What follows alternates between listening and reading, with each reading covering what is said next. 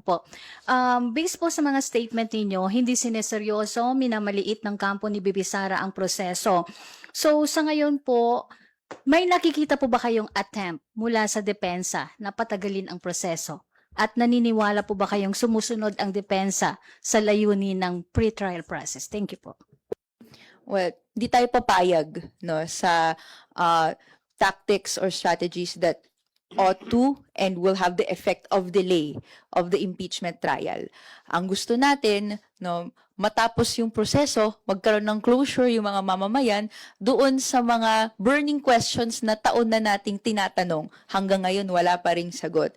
So, ano po ba yung makapagbigay confidence sa mamamayan sa atin na masasagot yung mga tanong natin, no? Kapag may nakikita tayong substantive answers o hindi general denial lang, na yun po yung pinupoint natin na gusto nating makita para makitang seryoso yung pagtugon doon sa mga tanong. Kung paulit-ulit po kasing hindi po na ganun lang, that can lead to delay. Pero again, hindi po tayo papayag na mangyari yun.